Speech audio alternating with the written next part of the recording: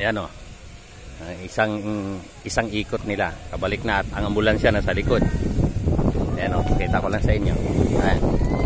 Following our ambulance. Ayan. Yan po yung ambulansya natin.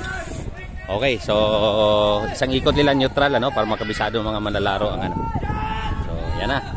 O may kalagdagan lang akong may kalagdagan lang akong bilin sa inyo. Ang ingay mamaya sa rematihan natin ha. Huwag kayo magsiswerving. Kung remati kayo straight lang walang magigit-gitan. Pag may nakita kami na sablay ang galaw or nag-swerving, ibig sabihin na swerving. Yan, 20 minutes. Pag remati kayo tuwid lang. Pag meron kayong act na pag ganyan-ganyan, disqualified kayo Ang remate tuwid lang. Okay? Para wala tayong maging problema. Okay, so kasama natin dito si Master George Maniego, itong dating si Coach Jero, tawagin namin. Tsaka si Sir Edmi Bartolaso. So ulitin ko 20 minutes plus 3 laps. I-announce namin dito pag last 3 laps na. At saka yung kada ikot nyo, kung hindi nyo i-announce din namin kung hindi nyo makita yung oras. Okay?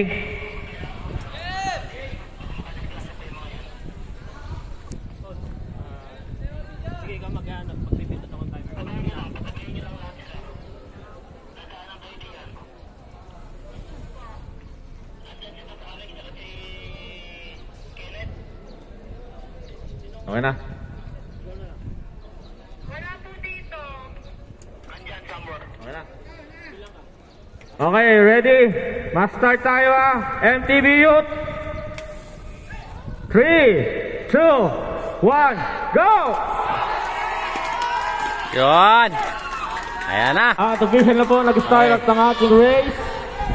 MTV Youth category. Dito na tayo at finish line ang abangan natin mamaya.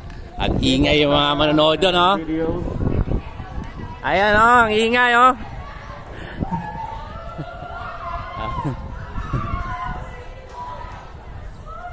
Ayan ang ingay.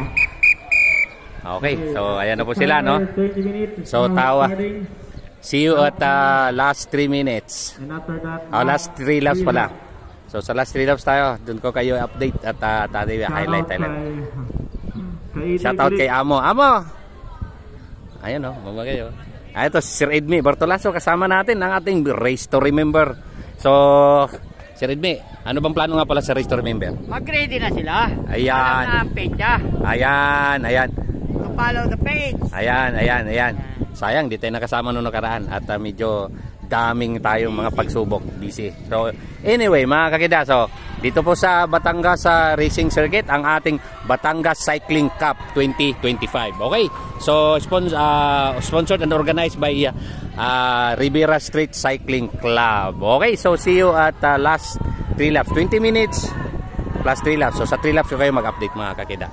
At meron po tayong camera dito, ilagay ito mamaya. Okay, so anyway, so pangsamantala muna si Kida AK, wala nung bagade kay magpaalam saglit at balikan ko kayo sa last 3 laps. Okay, dito po yan sa Batangas Racing Circuit.